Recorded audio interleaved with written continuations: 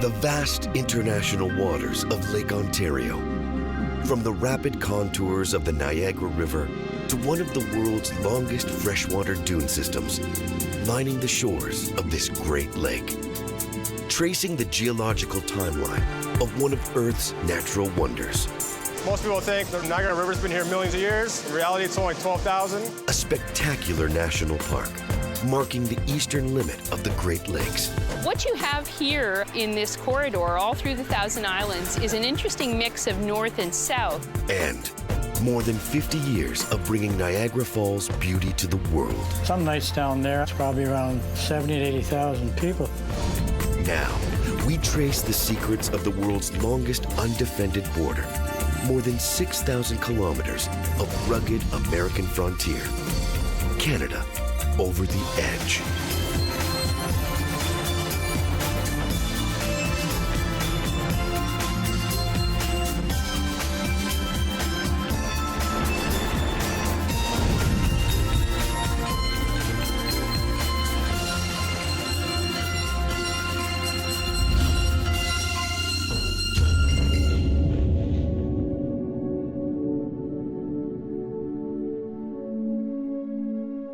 At the eastern extremity of Lake Erie, we approach the historic Niagara River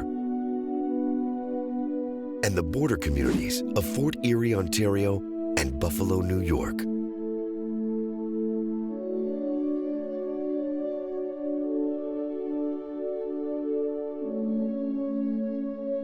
Fort Erie is home to just under 30,000 residents and marks the easternmost point on the Niagara Peninsula.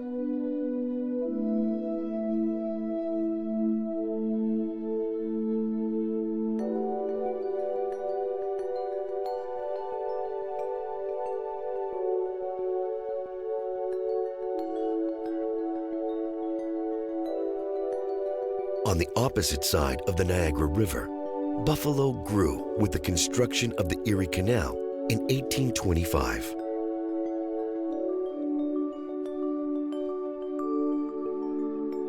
It would become the western terminus for the canal, linking the Great Lakes with the Atlantic Ocean.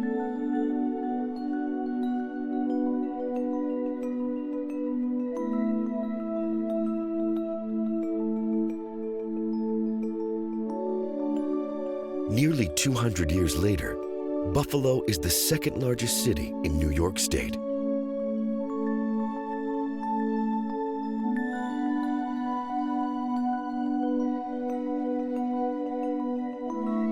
But the origin of the city's name remains a mystery.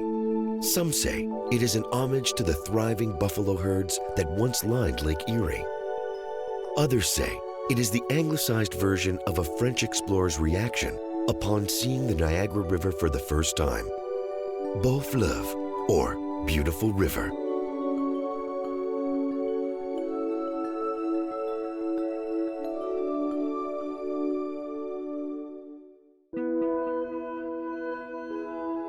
Heading northwest, we follow the unique contours of the river, with Canada on the left and America on the right.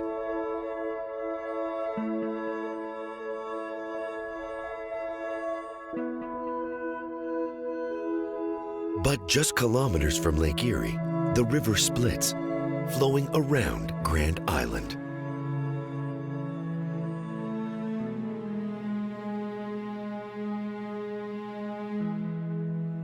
Grand Island is American territory, measuring 86 square kilometers, with bridges connecting to the city of Niagara Falls to the north and the town of Tonawanda to the south.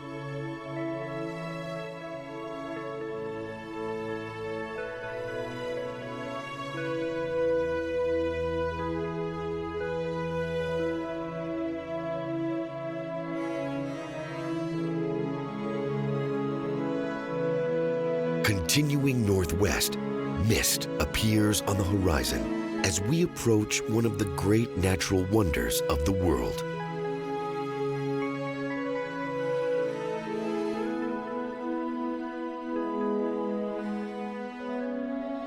Niagara Falls is a geological phenomenon with a story dating back millions of years.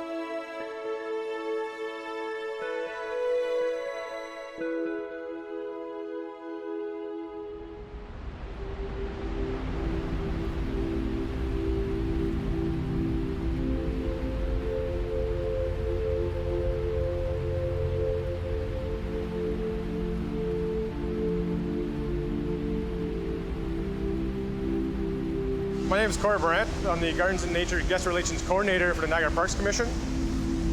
We're actually right on the border. The Niagara River creates the border between Ontario and the United States. So right across the river we have Niagara Falls, New York, and we're in Niagara Falls, Ontario, Canada.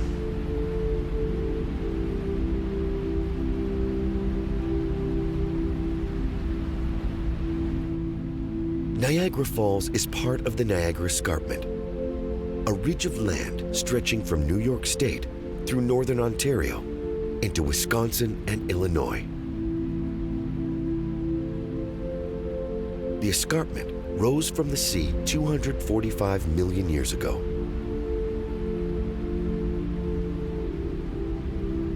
Then, during the last ice age, the Niagara River was formed by melting glacial waters. Niagara Falls became a spillway for those waters as the newly formed river cut a gorge through the north-facing cliff of the Niagara Escarpment.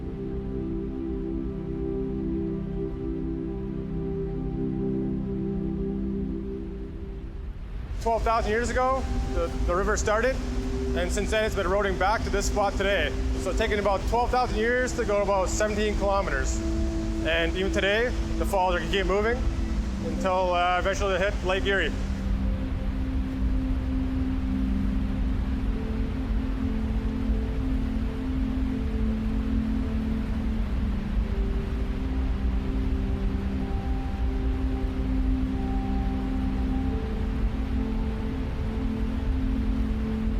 Most people think the Niagara River's been here millions of years. In reality, it's only 12,000. It's kind of a blink of an eye in geological times.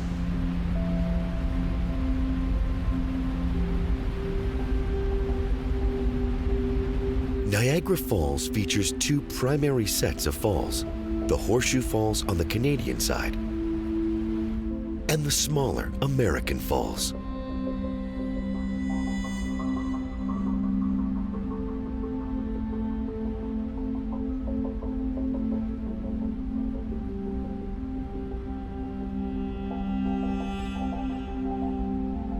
Thousands of years later, the falls continue to evolve.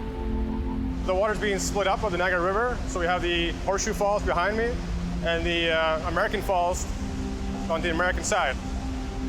And eventually the water will keep eroding back and it'll only be the Horseshoe Falls.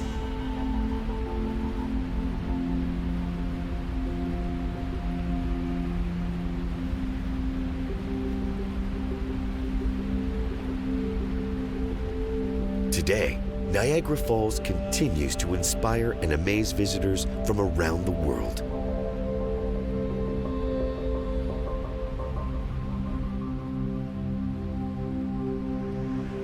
Each year we're getting about 10 million visitors, 10 to 16 million depending on the year.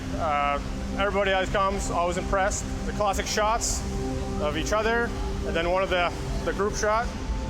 There's always people enjoying the scenery. This is about as close as you can get to the falls down here.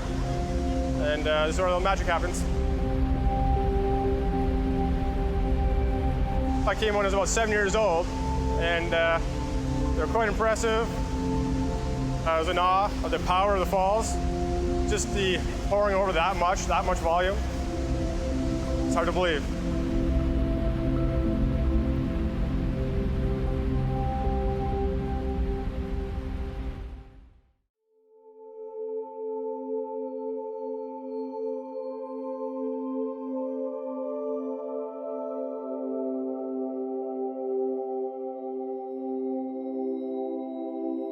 Ontario and New York State's Niagara Falls have been a natural attraction for centuries.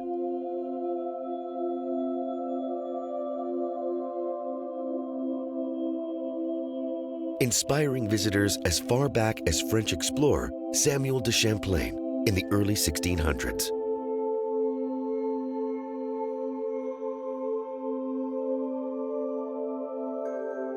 On the Canadian side, the falls drop an average of 57 meters.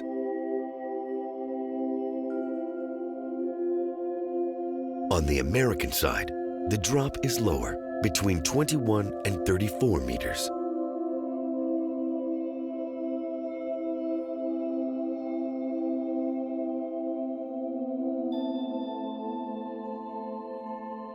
They are not the tallest falls in the world, but they are wide, with a combined crest line of 930 meters, nearly a kilometer of falls along this international divide.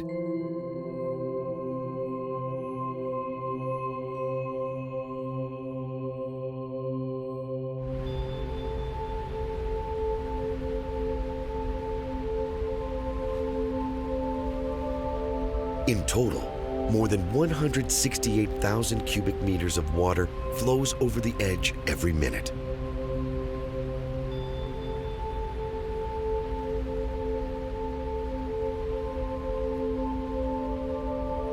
The Niagara River and Niagara Falls slowly drain the entire Great Lakes region to the west, 684,000 square kilometers.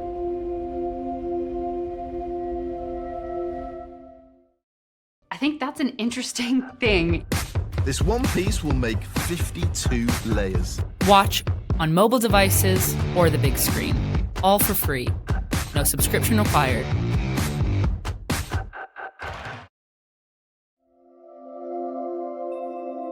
In total, the Great Lakes represent 18% of the world's fresh water.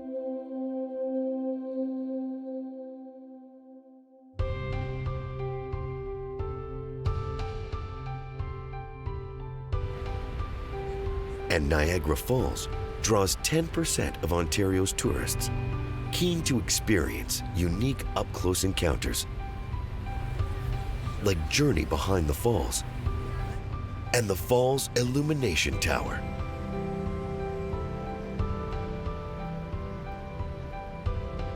My name is Peter Gordon. We're up at the Illumination Tower in Niagara Falls.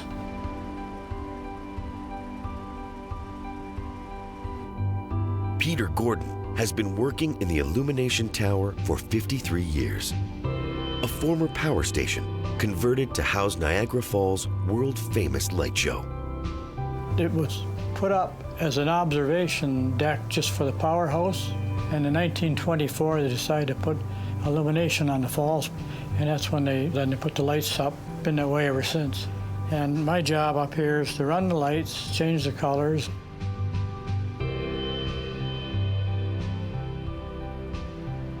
The hours change, and we're usually rough about 3.5 to 4 hours a night.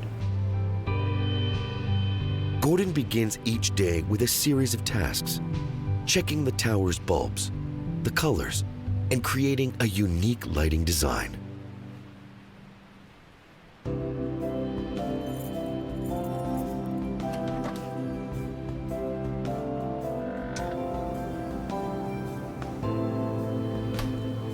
My first job at night, primarily when I come in, is to make sure all the lights are working and the light slides. And when I find out they're all light, we're going to go over on the panel and I try different things on there to make sure that's all functioning right. Yeah, this is ignition for the illumination. What I'll do, I'm going to check all the red lights right now. They'll show here, but that doesn't prove they're coming down. So what I do after I put these on here, I go outside and I walk up in front of the lights and then just make sure they're all down.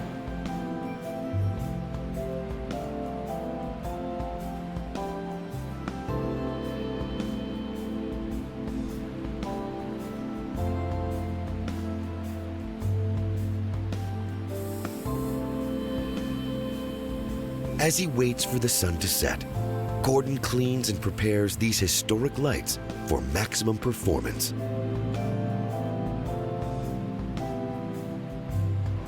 These are all put together by English General Electric. They came in Niagara Falls in 1957. And all of them were used in the Battle of Britain in London, England.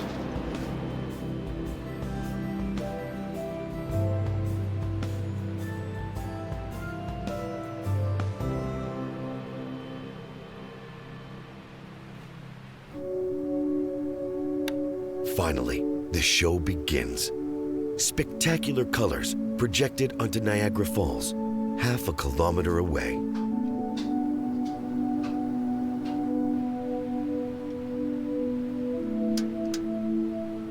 It's a pretty powerful light. It doesn't flicker, it's just a straight beam.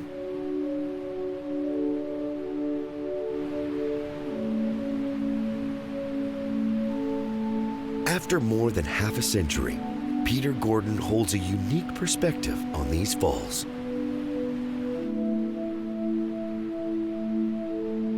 I've seen a lot of transition. The lighting up here, for instance, is a lot more consistent. The old carbon arc lights were good, but there was a lot more maintenance to them, and if you didn't have two guys on those nights to run the 24 lights, you're in trouble because they override and they'd go out and you're hopping all over the place.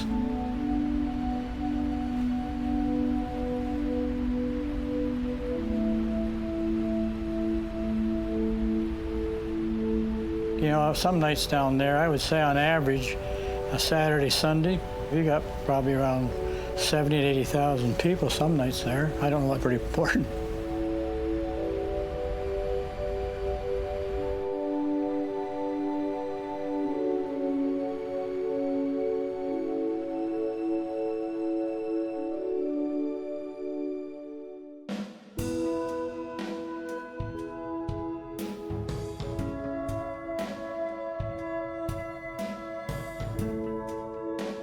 Five kilometers north of Niagara Falls, the power of this region's unique geography is harnessed.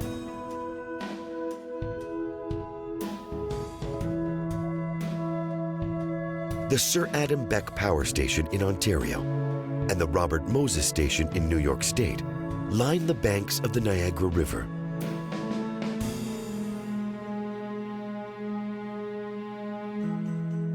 Water is diverted from the Niagara River through intake gates, then released back into the river, spinning massive turbines.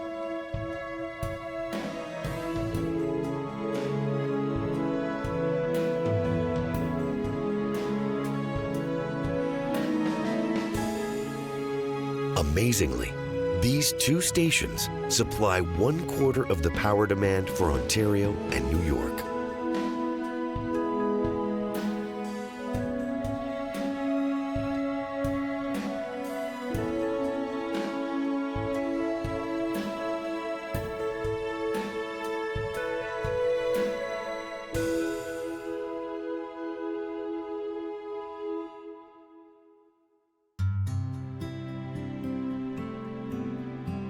Further north, hydropower is replaced by history. At Queenston Heights, home to one of Ontario's most historic landmarks.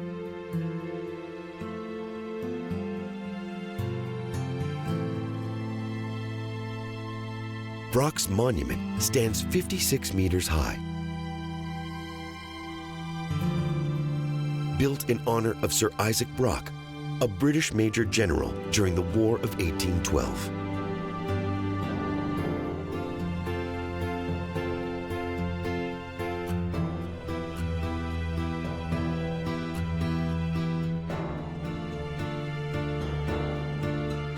During the war, Brock was fatally wounded while rushing from nearby Fort George to repel an American attack from across the river.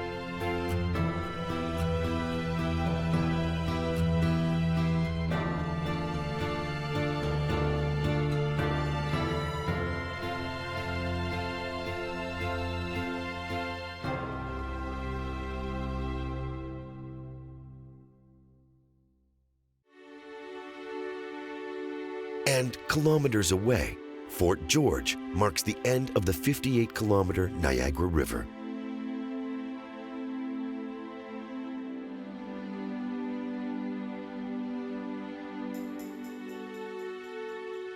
It stands opposite Fort Niagara on the American side and was built in 1802 during the lead-up to the War of 1812.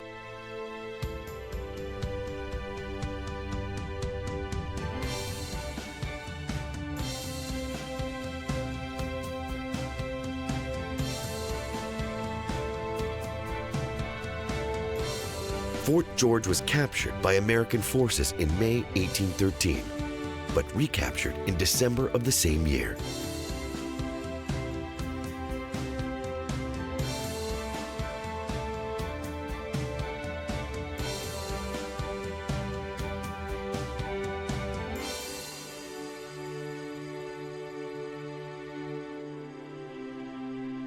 Today, the site is maintained by Parks Canada, honoring 2 centuries of peace along this international marine divide.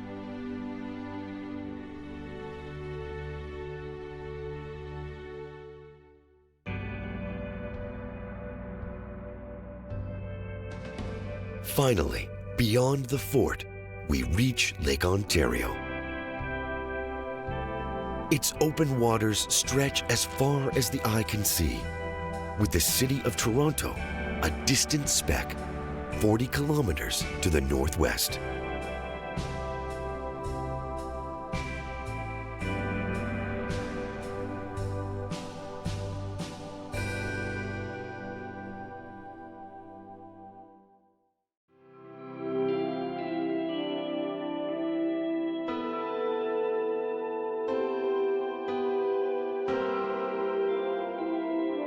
Lake Ontario's vast shoreline is a mix of scenic beauty and culture.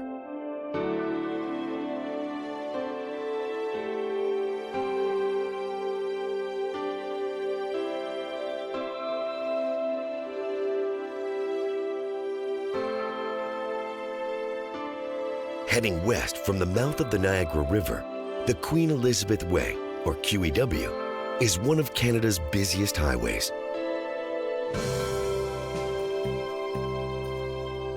And leads to one of North America's largest metropolitan areas.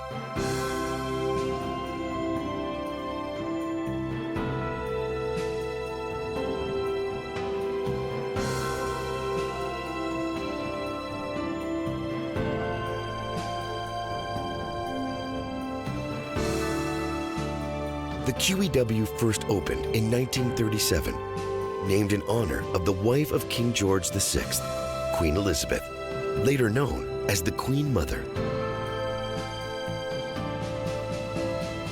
Today, the highway connects Buffalo and Toronto, with some stretches handling nearly 200,000 vehicles each day.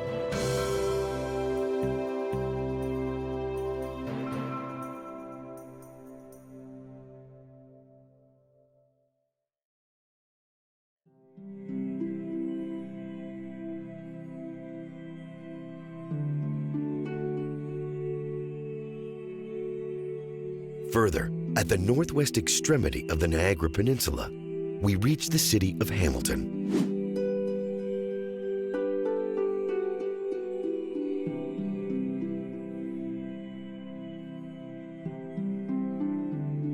Hamilton is home to more than 500,000 people, the 10th largest city in Canada.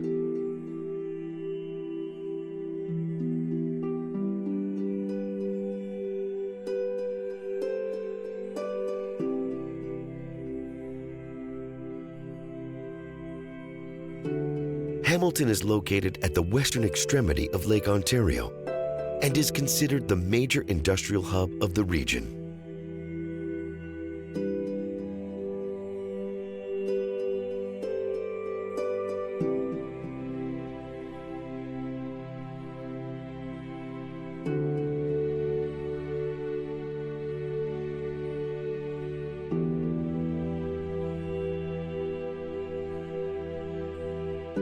The city has long been known as Steel Town, with production facilities lining the waterfront.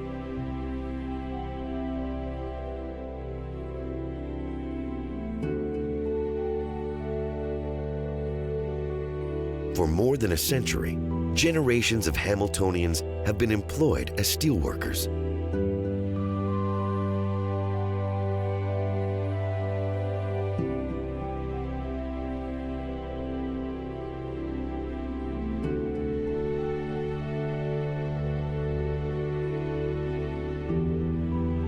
And while the industry has slowed in recent years, steel and other manufacturing employs thousands here, accounting for more than 16% of the city's labor force.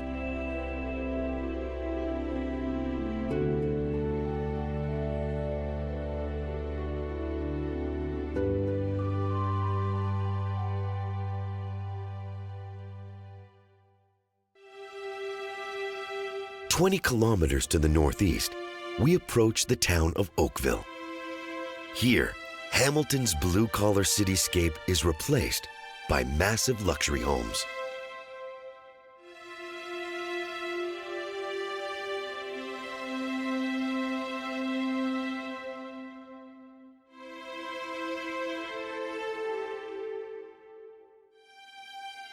These are some of the priciest residential accommodations in Canada, lining the shores of Lake Ontario.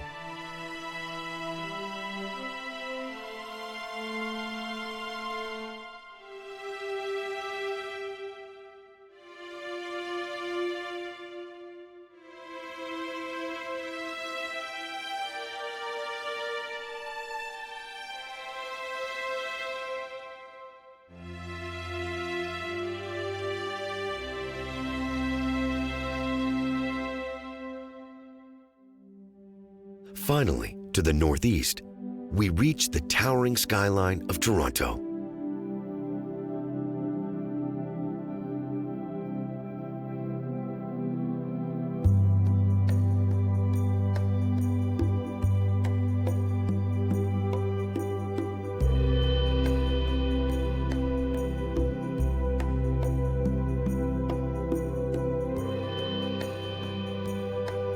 Toronto is Canada's largest city, the largest city on all the Great Lakes, and the fourth largest city in North America.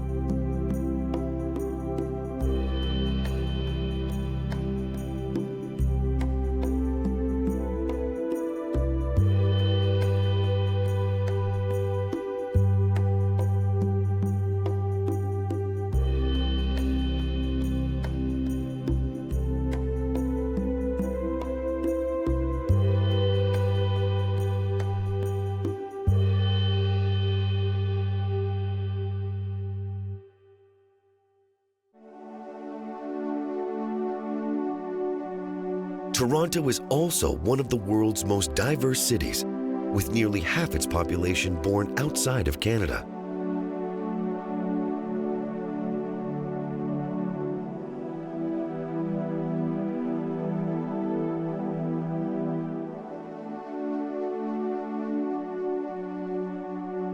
The city is massive, covering 641 square kilometers with 43 kilometers of shoreline.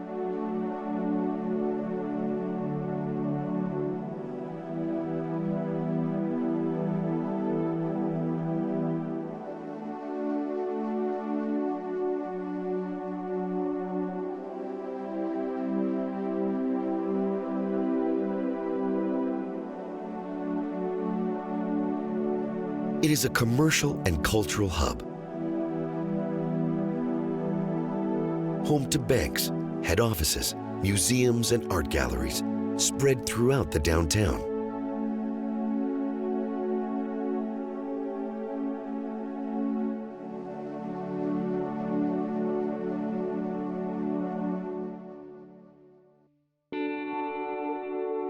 On the ground, the city is scenic, featuring 1,600 parks, more than 300 kilometers of rivers and creeks, and 10 million trees.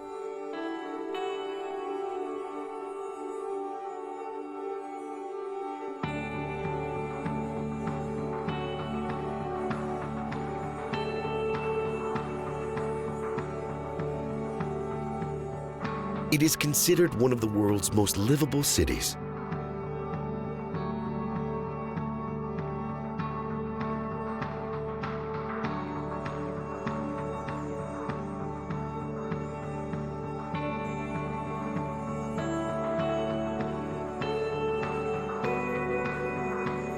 But from high above, it is Toronto's incredible skyline that stands out.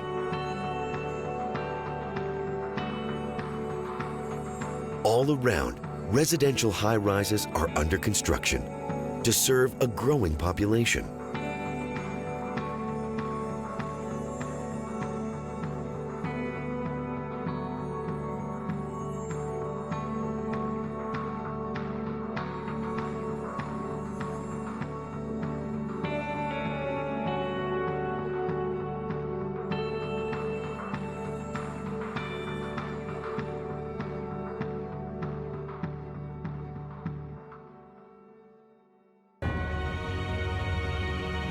And at the heart of downtown, the CN Tower stands 553 meters tall.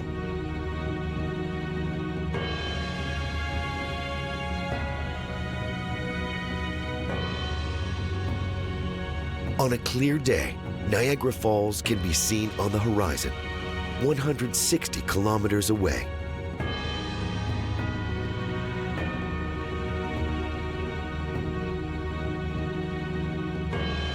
It is the tallest freestanding structure in the Western Hemisphere.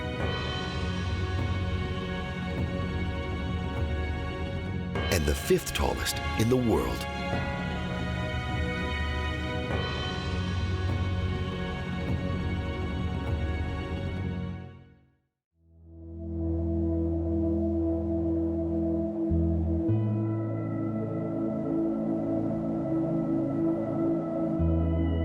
East of Toronto's soaring skyscrapers and sprawling satellite cities, the Lake Ontario shoreline evolves again.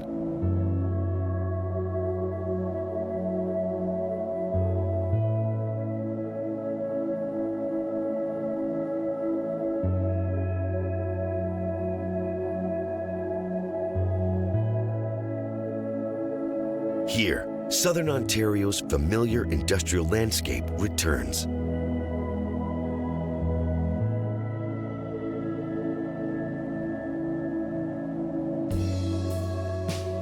At the city of Pickering, the Pickering Nuclear Generating Station is one of the world's largest facilities of its kind.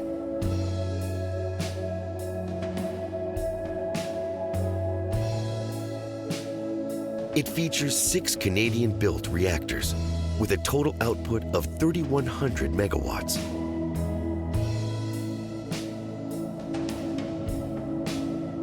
The facility produces enough energy to supply power to a city of 1.5 million people.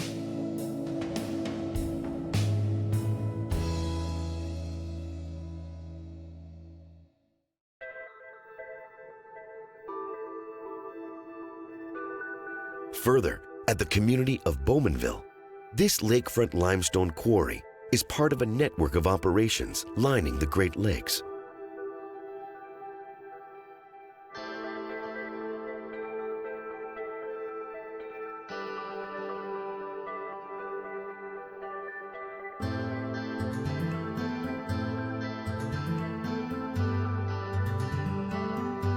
Cement produced here was used in the construction of the CN Tower, Roy Thomson Hall, and other Ontario landmarks.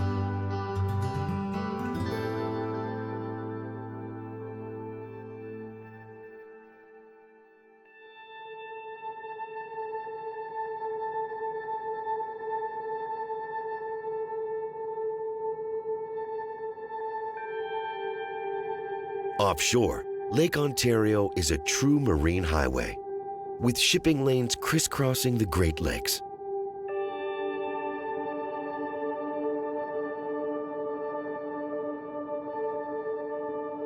Lake Ontario remains mostly ice-free, with 17 ports and harbors in Canada and the United States.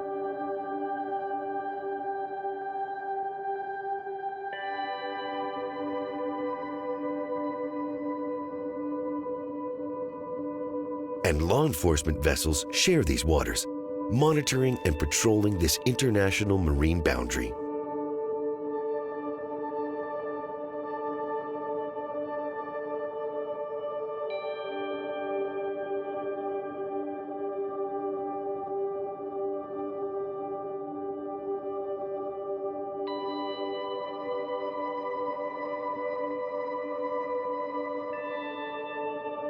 Lake Ontario measures just under 19,000 square kilometers, the smallest of the Great Lakes.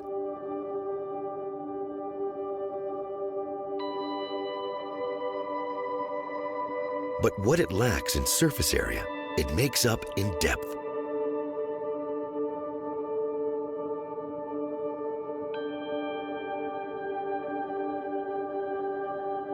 Lake Ontario is the second deepest Great Lake, with a volume 4 times the size of neighboring Lake Erie.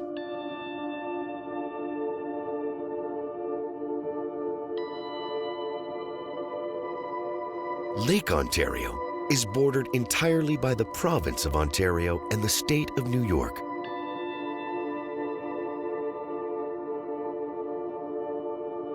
With a perimeter measuring more than 1,100 kilometers.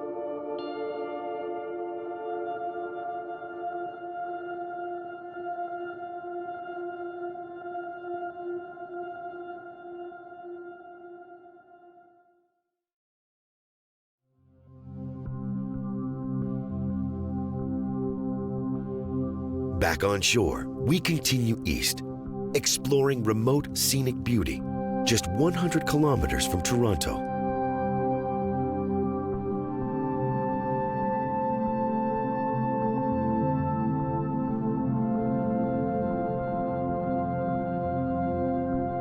This is Presqu'île Provincial Park, a tiny spit of lime and sandstone extending into Lake Ontario.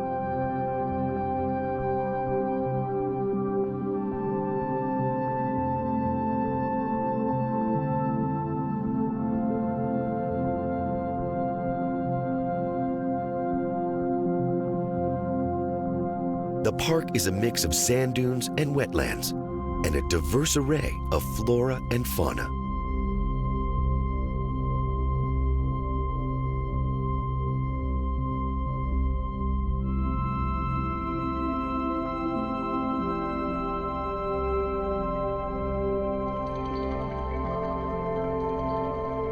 But the park may be best known for its world-class spring bird migration, with more than 300 species recorded here.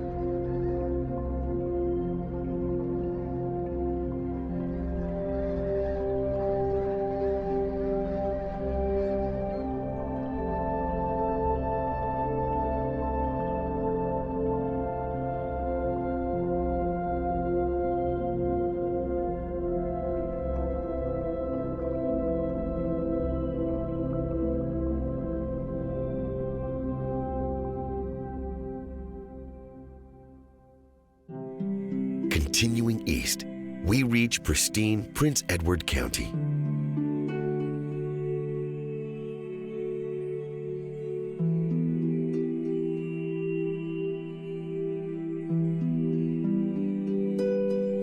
It is a massive headland, measuring 1,000 square kilometers, surrounded by water on 3 sides.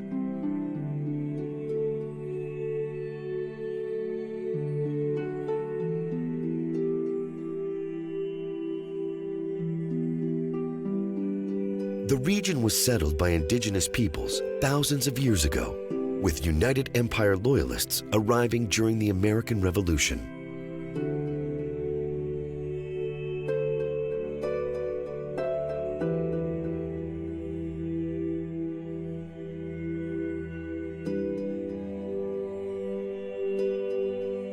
Prince Edward County is named in honor of Prince Edward, the 4th son of King George III.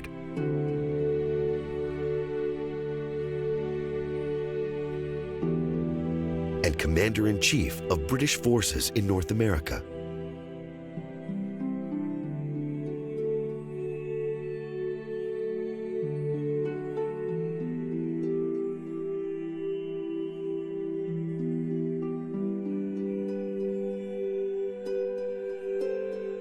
Each year, more than 100,000 visitors take in the legacy of traditional agriculture, a thriving wine industry, and the stunning beauty of Sandbanks Provincial Park.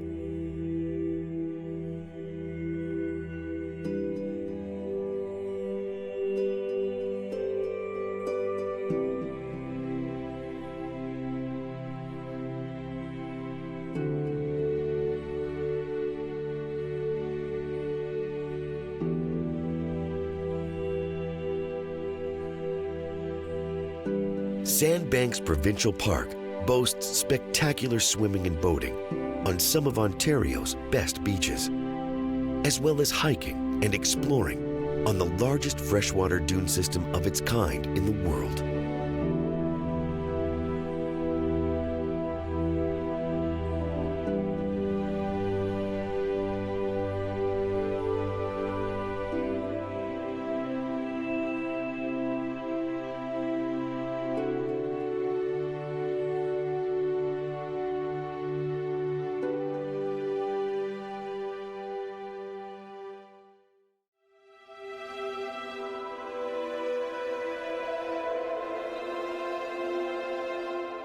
At the northeastern extremity of Lake Ontario, the waters of the world's 14th largest lake begin to narrow on approach to the St. Lawrence River.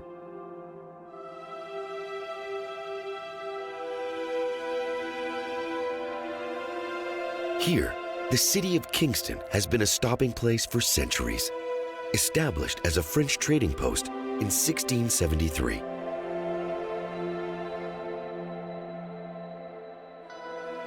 Kingston was the first capital of the province of Canada and was originally known as the Kingstown in honor of King George III.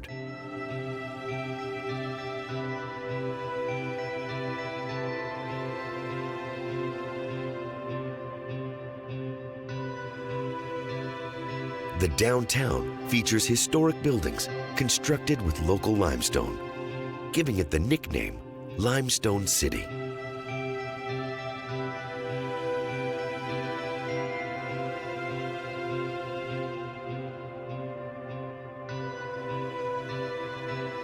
Kingston is home to more than 120,000 people, a military and university town, and one of the most historic cities in Ontario.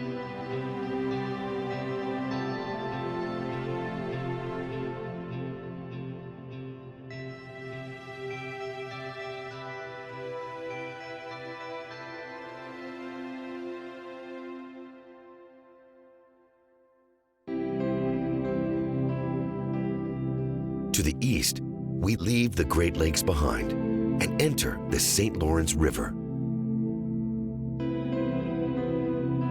Here, we head offshore, exploring the unique geological and cultural history of Thousand Islands National Park.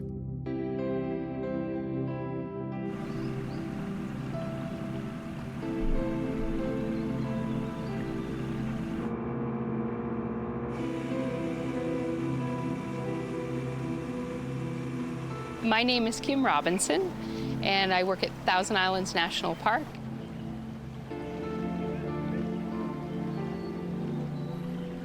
We're at the western end of the St. Lawrence River, just about where it meets Lake Ontario, and we're out on Georgina Island, which is in the middle of the river. What we're standing on here on Georgina Island is actually the result of a lot of upheaval, so tectonic plates that were pushing together and pushing all of the very old rock that was underneath the surface of the earth up, and that all got pushed up into mountains. But what we're standing on now is actually very ground down. The glaciers, when they pass through this region, they actually sort of scrape the surface clean. So you see these very rounded mounds that are actually old nubs of mountains. The park lies directly on the Canada-US border and serves as a unique crossroads for natural life in the region. What you have here in this corridor all through the Thousand Islands is an interesting mix of north and south. What the islands actually do is sort of connect the north to the south. Along the St. Lawrence River and along the shores of Lake Ontario, it's a great distance to cross for any species. But here in the islands, these are sort of like stepping stones.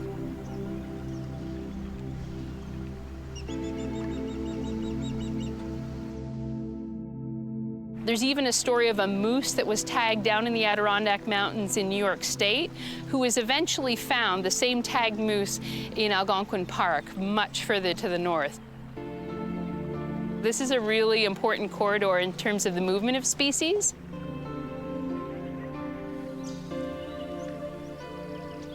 And in terms of things like plant species, you see things like pitch pine, which you would typically find more commonly in the United States. But then you also see other plants that are typically more northern or more Canadian shield. So it's like the United States meets the Canadian shield right here in the islands.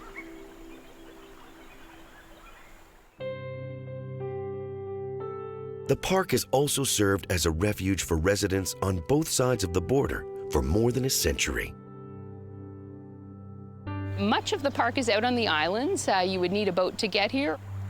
I think that part of the appeal of this park, though, is that sense of going to an island and getting away from things, and I think that's the appeal for all of the big summer homes that you see here as well. That's harder to do these days, of course, but in the late 19th century, early 20th century, you would really be removed from your business, from your world, by coming to one of these islands and really getting away from home and to a completely different landscape.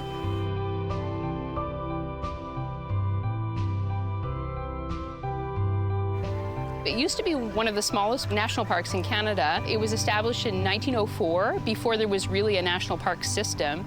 And the reason why it was established was because local people thought it was a really special place, and they saw what was happening with the islands, that a lot of them were being bought up for these palatial homes, and they wanted to preserve some of it for regular, Joes like myself to get out and see the islands.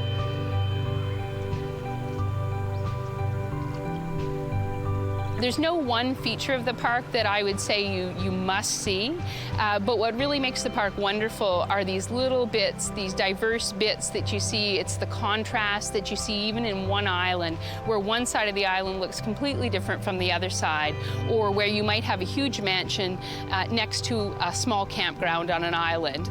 It's really those contrasts that make this place really interesting visually, and I think it brings people back year after year. We have a lot of return boaters and return visitors, and I think that's the reason, is that you can never sort of stop discovering these islands.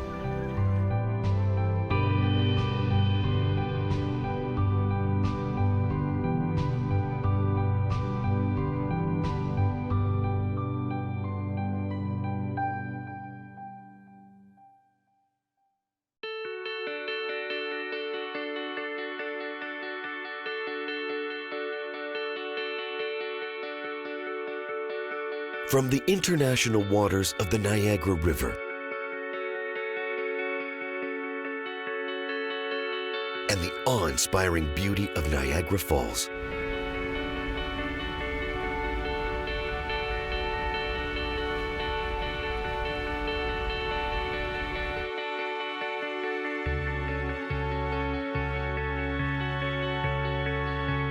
to the towering skyline and industrial hubs surrounding Canada's largest city.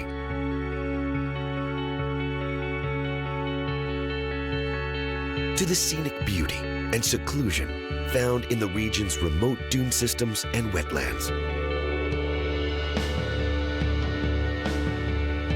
Lake Ontario's shoreline represents the biggest and best that the border region has to offer.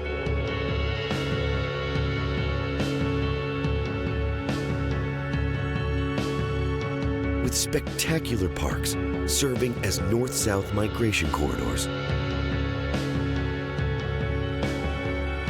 border communities standing as a legacy to centuries of peace,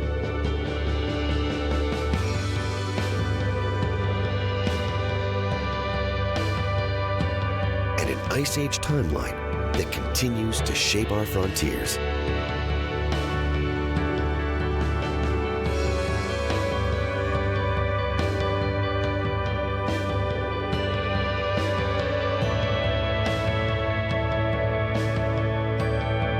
Lake Ontario is a true crossroads between two great nations.